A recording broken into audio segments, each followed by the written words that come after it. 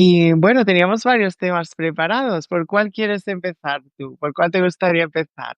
Pues mira, yo creo que el de se nace escritor o se aprende a escribir, que parece que es el que más la gente como que a veces piensa que si no tienes un don, ese don que dicen, no se puede aprender a escribir. Y yo vengo, mi experiencia personal es que yo estaba en ciencias, o sea, estudié una carrera de ciencias y bueno, cuando fui de España, de este mundo y un día así cualquiera, no sé por qué todavía, me llegó un correo de la escuela de escritores y me metí, o sea, me metí a estudiar ahí y después pues fueron surgiendo muchas cosas.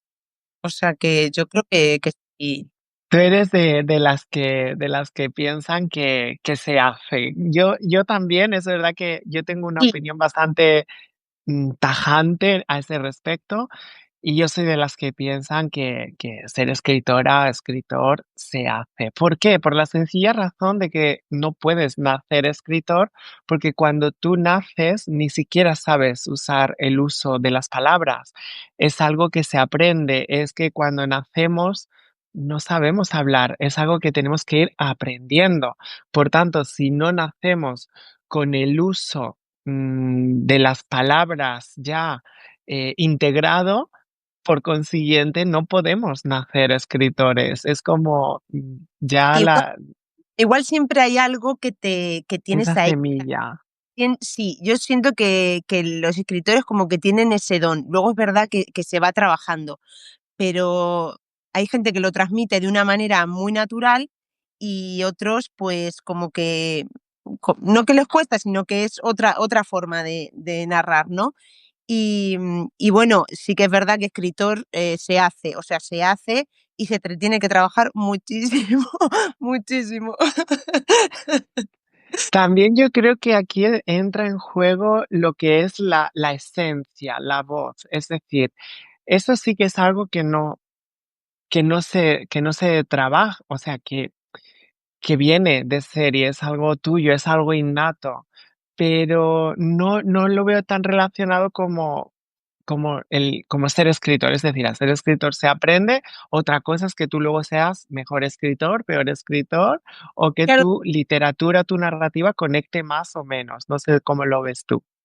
sí, lo que sí pienso, porque a mí me ha pasado, es que al principio, cuando empiezas a escribir o empiezas a escribir pues cosas, no sé, más relajado y luego ya te metes, tienes una voz distinta, yo creo, porque yo me acuerdo que yo escribía como muy, no tan tajante como puedo escribir, como puedo escribir ahora, o sea, como que tenía una voz un poco, no sé, más como quizá más adolescente, puedo decir, no sé cómo decirlo, pero ahora es como que también un poco, sabes a lo que quieres, sabes para hacia qué lector quieres, dirigirte, ¿no? Que eso también marca mucho. Ujú, O sea, no sé, y también el tipo de novela que quieres escribir, yo creo que también marca un poco, porque sí, porque no sé, una novela policíaca, por ejemplo, no es el mismo registro, no utilizas el mismo registro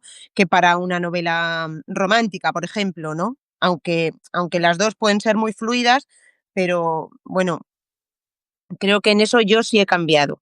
ujú. Al principio lo hacía de una manera y ahora lo hago de otra. Eso me lo ha dado el escribir mucho también. La práctica hace al maestro.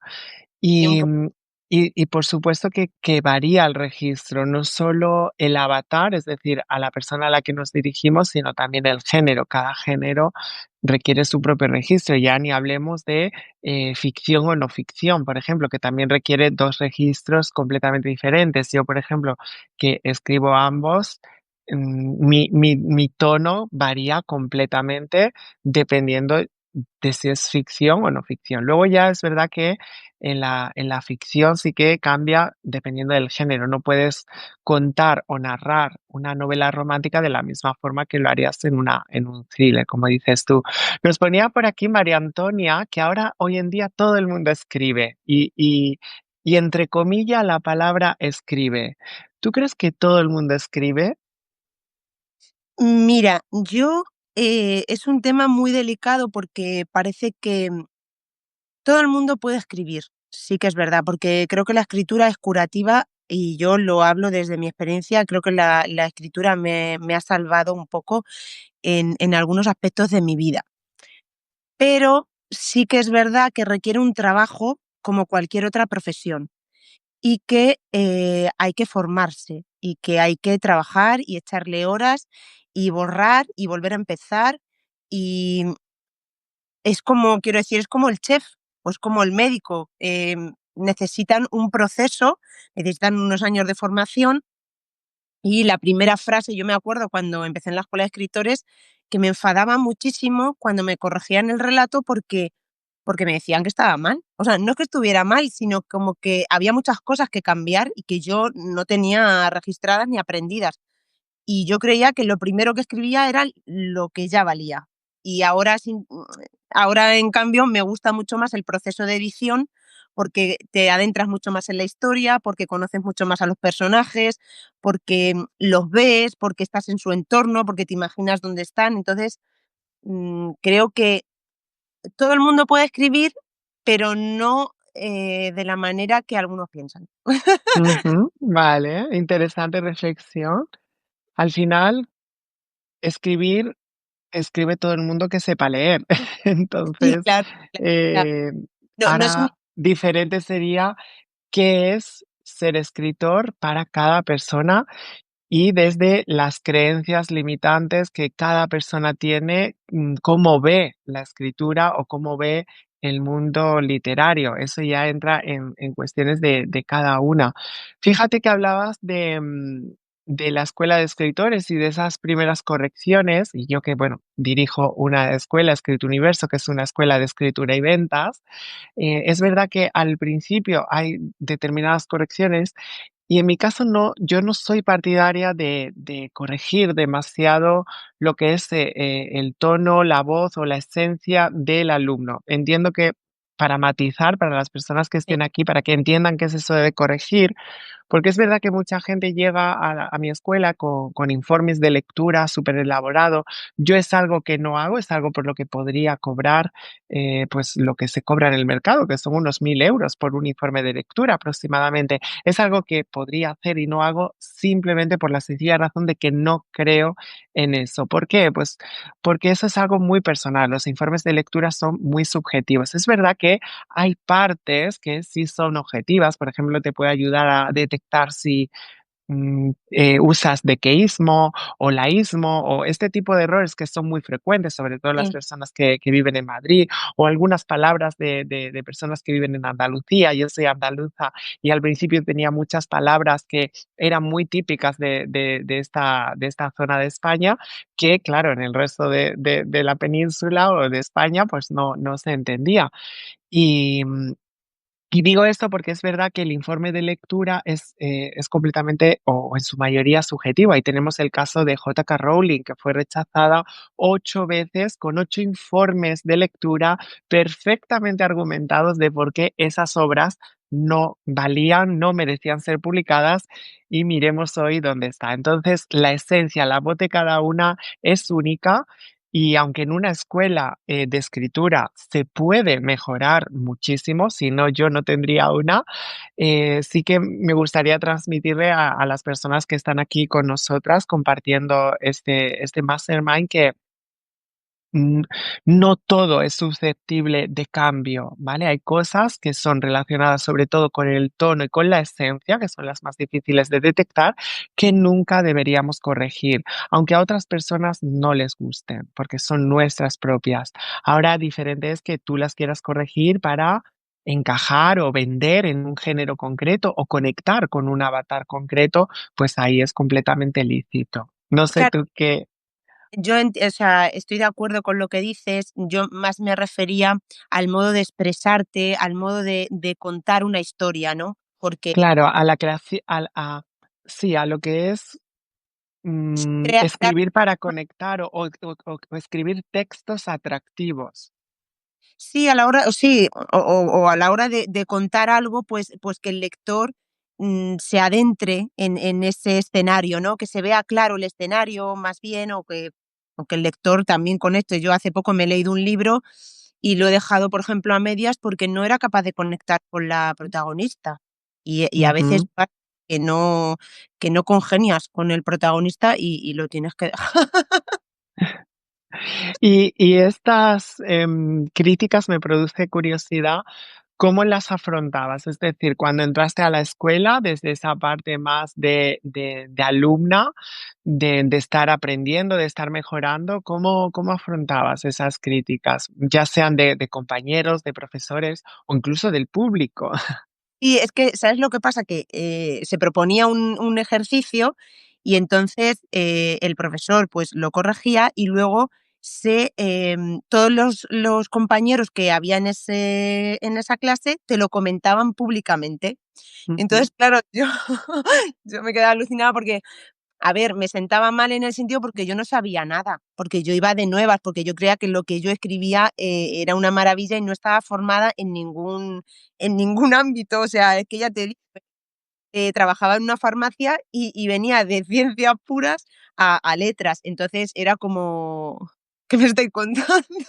Un poco así. Me frustraba, pero bueno, ya lo llevo mejor. Ya lo llevo mejor.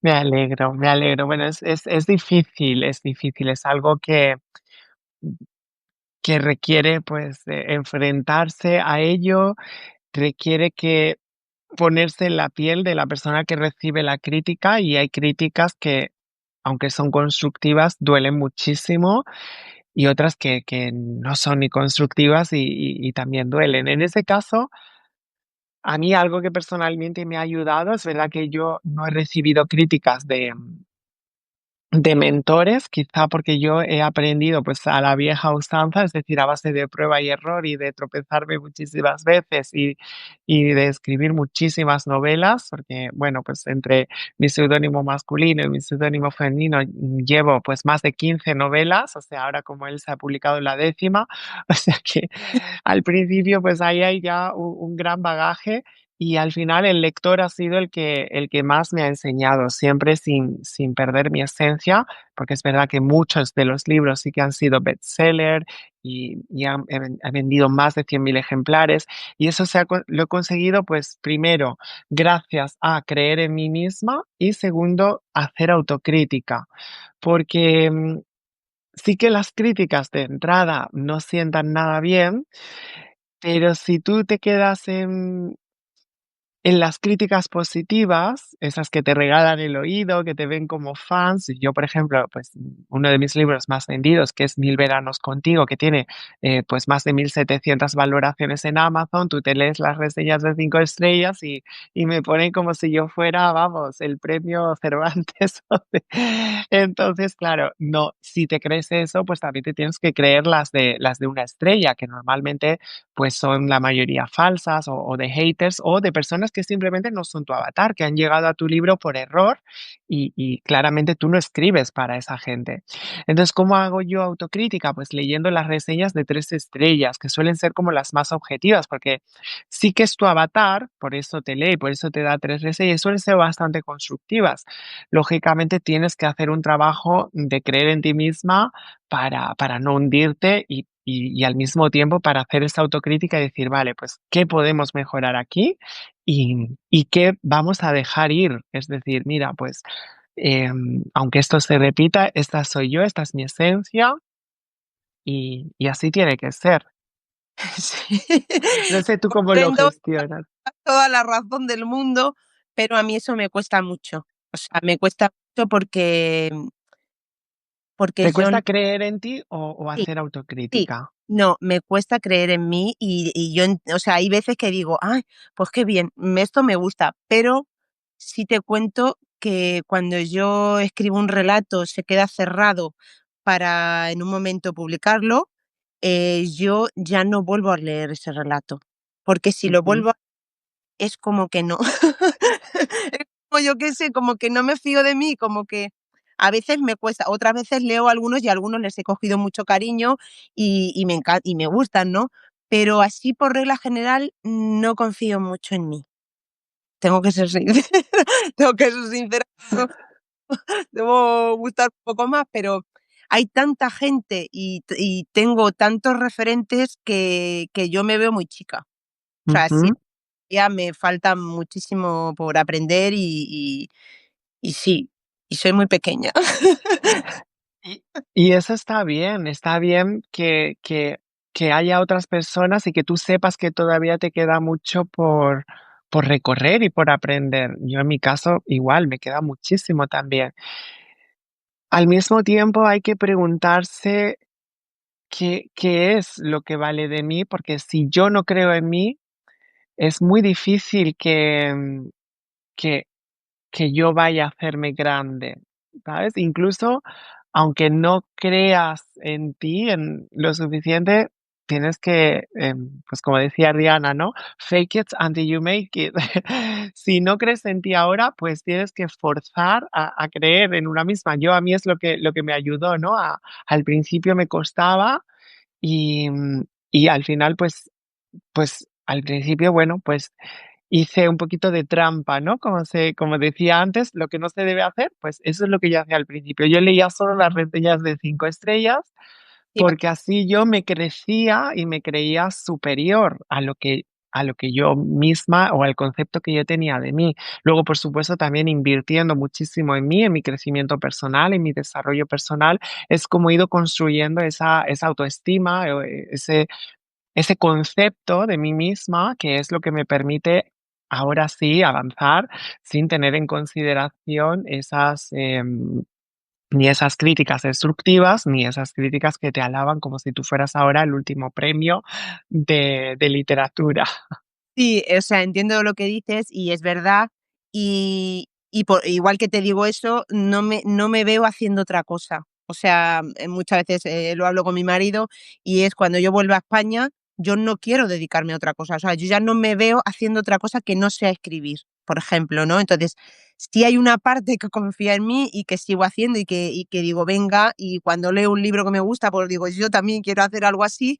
Hasta que luego, pues, siempre te vienen las dudas, ¿no? Y las inseguridades de una misma, pero sí que es verdad que sí que me gusta escribir y creo que valgo un poco para ello.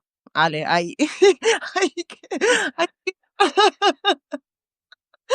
Bueno, es una forma de comenzar y de verlo, sí, es el inicio y bueno, tú sabiendo esto ya, bueno, ser consciente es el primer paso y ahora es, bueno, pues qué preguntas me voy a hacer o qué pasos voy a dar para convertirme en esa versión de mí misma que cree en mí y que se siente orgullosa de lo que hace y esa persona capaz de lograr esos resultados que ahora mismo estoy viendo en otras, pero que yo sé que yo también puedo tener, porque eso es lo sí. que te da la fuerza para avanzar, al menos a mí es lo que me la ha dado para llegar hasta aquí y lo que me la da cada día para seguir creciendo No, sí. y y con ese concepto es con lo que se crea al final algo que es único y que es lo que te ayuda a convertirte en esa persona que probablemente tú veas como referente, y es referente, ¿por qué? Pues porque vende. ¿Y por qué vende? Porque tiene algo que, se llama la marca personal, que es algo que también, que traíamos hoy para comentar. ¿Tú, Elisa, trabajas tu marca personal? Pues mira, si te soy sincera, yo no sé trabajar mi marca personal. Quiero decir, Bruja Maldada nació, mi hijo me la presentó y, y jugando pues se quedó. Y cuando él se fue, yo soy malísima para los seudónimos y todo esto, y entonces pensé que en honor a él, o él me había dejado un poco el camino trazado, ¿no? Y me cuesta mucho porque yo en Sapta caí hace 2 años y nunca he tenido redes sociales, o sea, me he tenido que abrir una cuenta en Instagram porque nunca he tenido redes sociales, he estado desconectada del mundo y claro, me frustro tanto porque cuesta tanto llegar a tanta gente que yo digo: "Dios mío".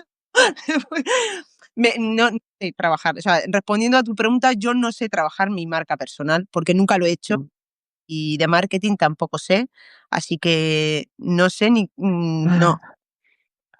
Bueno, es sorprendente que para no saber trabajar la marca personal, ya tengas, pues, una cuenta como la que tienes en Zapsa, tan una comunidad tan bonita, ese nombre tan bonito, ¿verdad?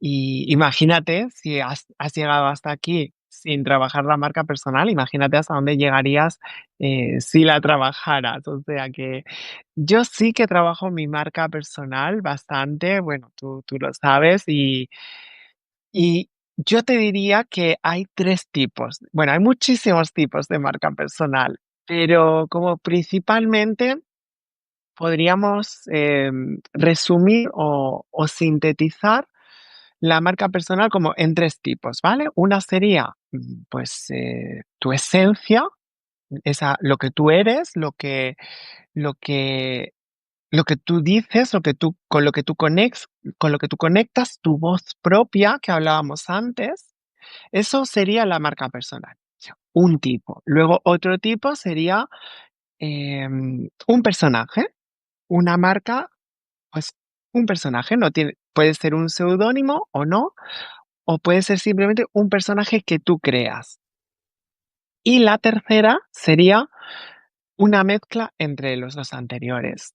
Yo siempre recomendaría esta última opción, es decir, la tercera, una mezcla entre las 2 anteriores. ¿Por qué? Porque cuando tú optas por la segunda opción, es decir, crear un personaje, ¿qué va a pasar? Que en el momento en el que tú te bajes del escenario, en el momento en el que tú salgas o te pillen fuera del personaje, vas a decepcionar a tu público, vas a decepcionar a tu audiencia.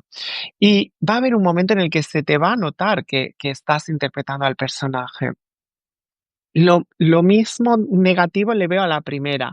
Si tú siempre eres tu voz, tu esencia tan auténtica, pues probablemente la vas a cagar muchísimo, probablemente la vas a liar mucho y probablemente no estés siendo estratégica. Y una marca personal tiene que ser estratégica. Entonces, por eso para mí la mejor opción es la tercera, es decir, una mezcla entre las dos anteriores. Coger lo mejor de ti, de tu voz, de tu esencia, de lo que tú eres y coger lo mejor de esa marca, de ese, vamos a llamarle personaje, de esos valores que tú quieres transmitir y aunarlos todo y crear tu marca personal. Entonces, la marca personal es algo que tiene que estar alineado con tus valores, porque si no, pues más tarde o No, más temprano no conectas.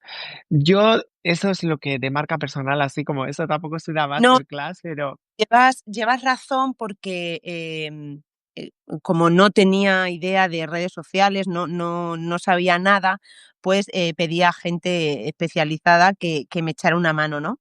Y, estas chicas que me ayudan, me hicieron conocer un poco más a Bruja. O sea, hasta el momento yo no me había parado a saber quién era esa mujer. Y ellas me hicieron escribir sobre esa mujer y quién es y lo que quiere y a qué se dedica, porque Elisa es en realidad, pues Elisa, una mujer que es madre, que hace mil cosas, pero en realidad quien escribe esas historias, quien se salta las normas, quien hace todo pues el trabajo es Bruja Maldada, que es, por eso decía en un momento que somos 2 mujeres en un mismo cuerpo, porque una, cumple las normas y la otra no. O sea, son como 2 polos opuestos, ¿no? Y es divertido así, porque es verdad que le da mucho más juego y los relatos los escribe Bruja, pero luego por otra parte está Elisa, que puede humanizar a Bruja, y sí que es verdad que le da más juego haciendo una mezcla de las 2 de las 2. ujú. Pero bueno, como te Sí, decía, fíjate que en tu caso, es esa opción también, o sea, tu marca personal que en construcción, sigue esta tipología, ¿no? La tipología 3 vamos a llamarla así, que mezcla, que es la que yo considero y la que yo siento que es más coherente, porque claro, se habla mucho de ser auténtica, de tener tu esencia, pero ¿cómo serlo? cuando ni siquiera tú misma te conoces, cuando ni siquiera tú misma sabes quién eres, quién es esa marca. Entonces, ahí tú me comentabas, ¿no? Que habías estado trabajando en escribir, en conocerte, en hacer ese trabajo de autoconocimiento, y es que eso es primordial y es esencial para una marca personal, el mindset, invertir en una misma, en su crecimiento, en su desarrollo personal, porque si tú no te conoces, ¿cómo esperas transmitir esos valores o cómo esperas ser auténtica? Si ni siquiera tú sabes, no te Y conoces lo suficiente. es un poco así, y un día lo hablaba con mi hermana porque ella decía: "Pero, claro, pero es que Bruja", ya, es que Bruja es la esencia un poco de Elisa, porque Elisa es una persona muy normal, muy, quiero decir, muy normal, pues como todo el mundo, ¿no? Pues, con familia, hijos, está casada, quiero decir, pero el punto ese picante un poco se lo da Bruja, porque Bruja es la que se salta las normas, la que va para arriba, para la que habla con quien tenga que hablar. Entonces es como, le da el juego en sí, porque igual las 2 son auténticas. Somos auténticas, no hay otra cosa. Pero sí que es verdad que la mezcla de las 2 le da más juego, porque a veces, si todo dependiera de Lisa, como tú dices, si solo dependiera de la primera parte, pues las personas tenemos muchos altibajos, hay días que no nos apetece nada, o hay días que estamos depres o eufóricos, pero como que el personaje también te marca un Ayuda. poco, ¿no? Te marca un poco el ritmo. Oye, yo voy por aquí y a Elisa hoy la vamos a dejar y vamos a centrarnos en Bruja, que que también es importante. Y yo también estoy de acuerdo en que la tercera es la mejor. Sí. Ujú. Eso además es algo que comentas y que influye muchísimo en las ventas, ¿no? Porque si dependiéramos solo de ser auténticas, de nuestros de lo que pensamos cada día, de cómo te levantas cada mañana, pues así, claro, pues todos los días no nos levantamos con las mismas ganas y entonces así, ningún negocio es sostenible, ni literario, ni artístico, ni nada. Entonces, hay que recurrir siempre a, bueno, pues tener a esa parte que tira de ti y eso es o podría ser, la marca personal. Fíjate que en relación a esto de invertir en una misma y en el crecimiento, yo tengo un método de venta inteligente, el método de venta inteligente que además, lo explico en mi masterclass, la masterclass para escritores, que, bueno, no voy a hablar mucho porque quien quiera verla, pues puede ir a verla, la masterclass para escritores, Cómo vivir de tus libros, pero, lo traigo a colación porque el método de venta inteligente lo que viene a decir es qué porcentajes de cada ámbito de una marca o de una empresa, porque nosotras, bueno, a nivel pequeñito, aunque vendamos libros, son productos y es una empresa, si queremos vivir de nuestra pasión, de la escritura en este caso. Entonces, cualquier, marca para vender, pues hay una serie de porcentajes que son los que influyen en la venta. Te sorprendería saber, los porcentajes, porque el mindset interfiere en la venta, influye un 55%, la estrategia un 32% y el producto, que es el libro, solo un 8%. O sea, fíjate qué importante es la mentalidad y a través de la mentalidad trabajar en estrategias como son la marca personal. Porque al final la venta depende de eso y esto lo vemos cada día. ¿Por qué las Y editoriales cada vez están publicando a más influencers? ¿Por qué hay libros que de calidad literaria prácticamente carecen o esta brilla por su ausencia, pero venden miles de copias? Porque hay otros porcentajes que influyen mucho más, como son la estrategia, en la que estaría la marca personal, la estrategia de lanzamiento, branding, bueno, un montón de cosas. Y luego el mindset. Si te fijas, las personas que son, vamos a llamarle influencers, la mayoría, pues tienen esa capacidad de influenciar en otros porque han trabajado en sí mismas.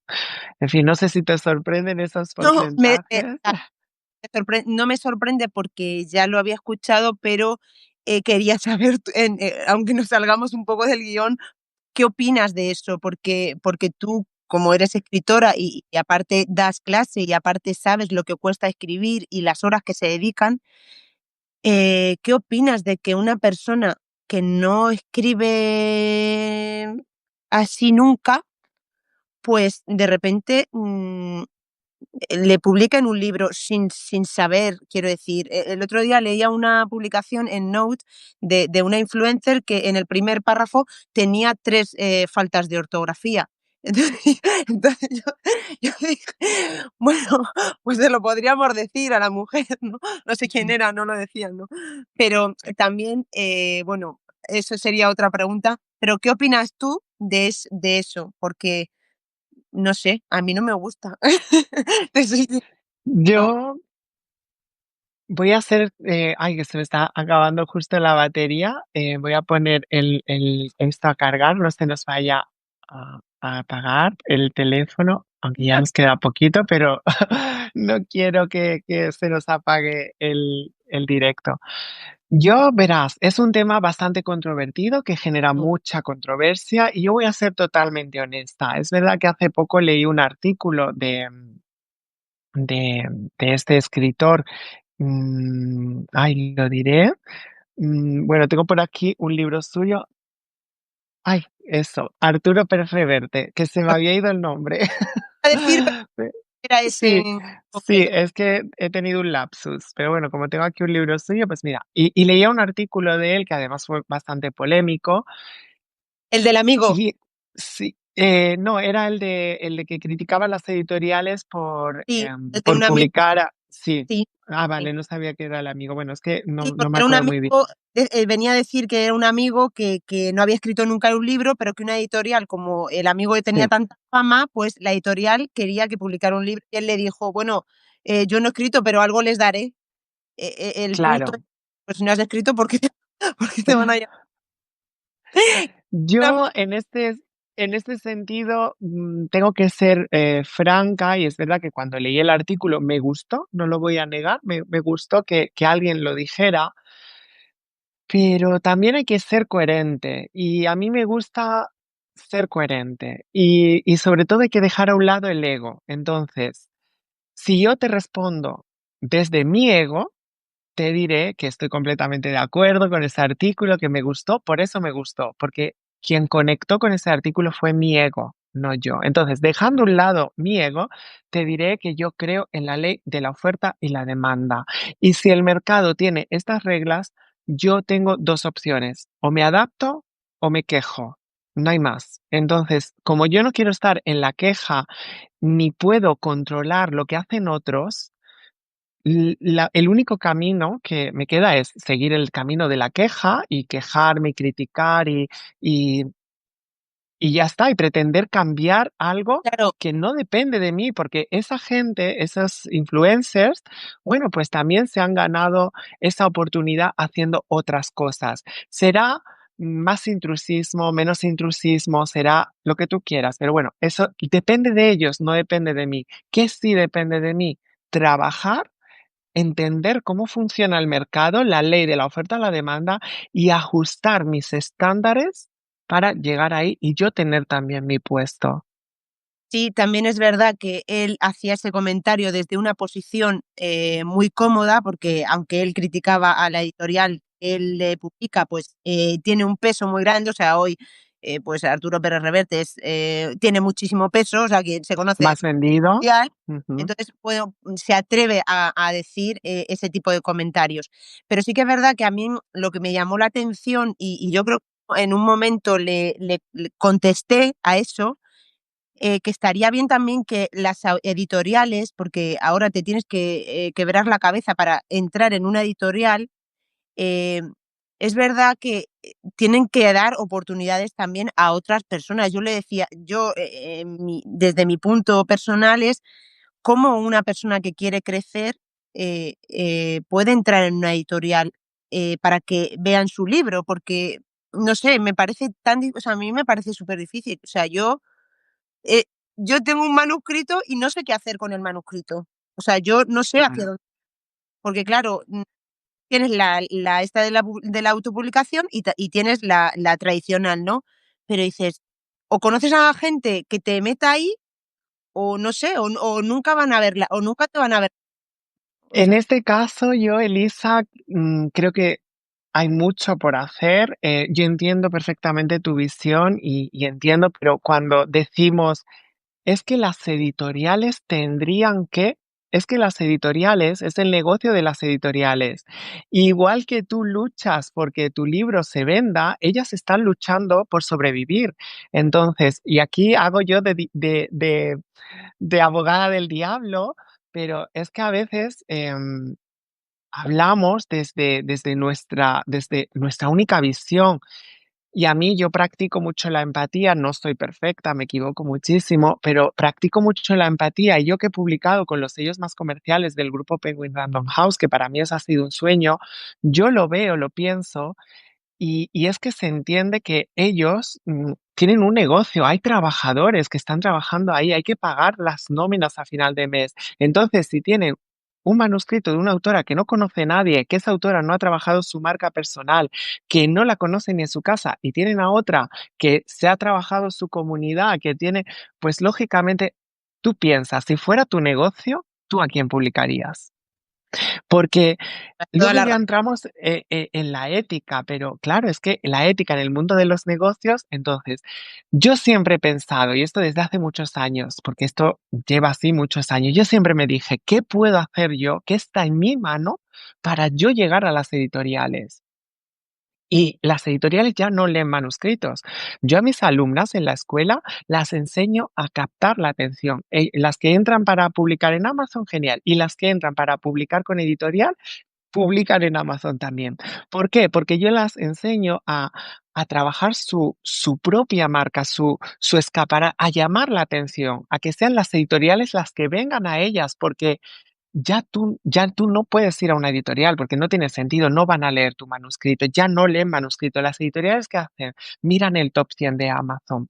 ¿Por qué a mí me hicieron 3 ofertas? Porque 2 de mis libros consecutivos entraron en el top 10 más vendido de toda la tienda Kindle. Y uno de ellos, que fue Mil Veranos, se llevó 6 meses durante los que yo estuve negociando con varias editoriales. Eso también me permitió negociar, me permitió. ¿Qué pasa en el momento en el que ya tú no vendes? Porque, por ejemplo, yo ahora, mi última biología, Salvajes, que publiqué con editorial, Sí. bueno, pues por temas de la editorial queríamos que fuera un sello juvenil, hubo que cambiar el avatar. Yo estaba bastante insegura con esta decisión, pero como me apetecía explorar un género nuevo, me arriesgué. Estos libros no funcionaron tan bien como habían funcionado todos los anteriores. ¿Qué pasa? Que automáticamente baja el nivel de exigencia. Entonces, para el siguiente contrato me ofrecieron menos cantidad. Yo ahí podría criticar a las editoriales y decir, es que solo quieren dinero, es que no. No, es que lógicamente pues no fue bien. Entonces yo tenía dos opciones. Digo, vale, o les doy mi nueva novela a un precio más bajo, que Sí. si yo estoy dispuesta a recibir unos adelantos, o me busco mi propio camino, porque además cederle un libro a una editorial requiere ceder muchas decisiones. Y como para mí era una novela muy especial, que es la última que he publicado, El despertar de la libélula, es una novela que yo he publicado desde mi esencia. En esta novela yo no he pretendido vender, no he querido estrategias, porque además he pasado una etapa bastante complicada de cambio de Amazon, de editorial, un pico de éxito muy grande, una bajada, porque el éxito no es permanente. No pensamos que cuando llegamos a la cima ya nos quedamos ahí, Muchos no. El éxito va fluctuando y tú a nivel emocional tienes que saber gestionar todo esto. Y al final decidí autopublicar este libro por esa razón. Entonces, creo que y con esto ya concluyo, hay que pensar siempre en la otra parte y sobre todo siempre preguntarnos qué puedo hacer yo, qué es lo que sí está en mi mano, porque si no está en mi mano no tiene ningún sentido ni que entremos en bucle, ni que porque no vamos a cambiar nada. bueno, pero es que esta conversación daría para mucho, porque claro, ¿cómo empezaste en Amazon? O sea, ¿cómo introduciste tu primer libro? Yo no tengo ni idea de nada de eso. O sea, no sé Claro, qué tengo que en hacer. Amazon tienes que prepararte, tienes que preparar una estrategia, tienes que ir calentando a la audiencia, tienes que claro, eso lleva un proceso. Yo, por ejemplo, en mi escuela, Escrito Universo, la escuela de escritura y ventas, tenemos como 2 programas, uno es Saturno y otro es Júpiter. Entonces, la gente que entra a Saturno, pues se preocupa solo por el libro, es donde vemos las bases, la estructura, todo. Y en Júpiter es donde trabajamos toda la estrategia de lanzamiento y todas esas bases. Es decir, es un programa completo que lo tiene todo, tanto la parte de escritura como la parte de ventas, todo integrado de manera paulatina. Y vamos paso a paso, porque es un trabajo de muchos meses. De hecho, el programa dura 6 meses y se trabaja muchísimo, muchísimo. O sea, es un trabajo que porque Y que si no es tú de mañana coges tu libro y lo publicas en Amazon, ¿qué va a pasar? Pues que va a quedar un cadáver más en Amazon olvidado, porque cada día se publican, tenía el otro día, leí el estudio por ahí, no me acuerdo cuántos eran, pero era una barbaridad, creo que eran más de 500.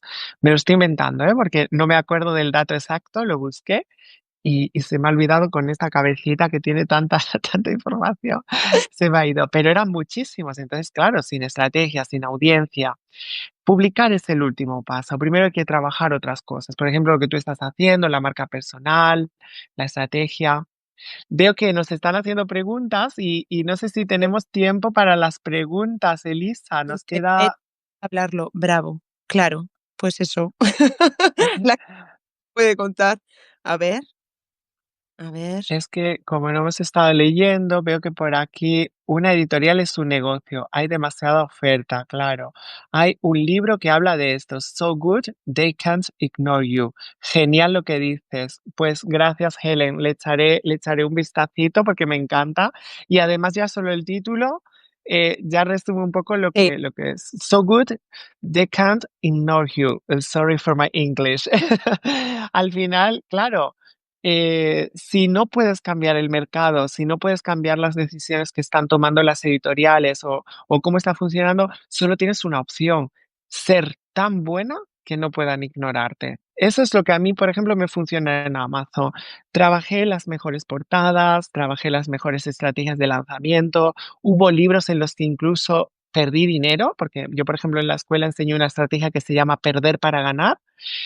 A lo mejor en ese libro pierdes dinero, pero claro, estás ganando lectores, estás ganando audiencia, estás ganando posicionamiento, hasta que al final, pues eso, te vuelves imposible de ignorar, te posicionas en Amazon, las editoriales te ven, los lectores te leen, porque al final, para ellos, para las editoriales, ya que hablamos de las editoriales, es un trabajo hecho. Ya no tienen que pagar informes de lectura, nada, porque tu trabajo, tu obra ya está validada y no por un informe subjetivo de, perdón, de un empleado, sino por el propio cliente. Los lectores, que es a quien se les va a vender, ya han validado esa obra. Entonces, es, claro, es una oferta asegurada.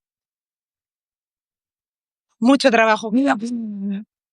Es mucho trabajo, pero eso yo siempre lo digo, es una carrera de fondo Sí, es y, verdad. y lo importante, va a haber momentos de altibajos, yo también los tengo, los seguiré teniendo y lo importante siempre, lo que yo me digo a mí misma es, me pregunto si estoy en el camino.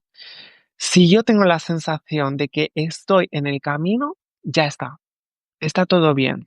Ese camino va a ser un camino de espinas y rosas, de piedras, como diría Melody, y va a ser un camino complicado, pero si yo sé que este es mi camino, pues ya está, hay que transitarlo y Sí, sí, o sea, merece la pena el esfuerzo. O sea, si sabes que lo que estás haciendo es lo que quieres, bueno, pues, te la bancas, como dicen aquí. O sea, lo aceptas y sigues adelante, y ya está. así es. Elisa, me ha encantado compartir este mastermind, esta charla contigo. La verdad que hemos aprendido muchísimo, hemos sacado temas que para mí han sido súper interesantes, que no me esperaba tocar. Espero que para la audiencia y para las personas que nos han acompañado esta tarde también haya sido súper interesante. Y ya sabéis que esto se va a quedar colgado tanto en mi Substack, Escrito Universo, como en el de Elisa. Así que, No, bueno, gracias a ti por invitarme y gracias también a los que se han podido unir. Y eso, pues ya recibiremos más, más comentarios cuando la gente pueda acceder. Muchísimas gracias, Elsa. gracias a ti y a todas y todos los que estáis aquí. Os mando un besazo muy fuerte. Un abrazo. Chao.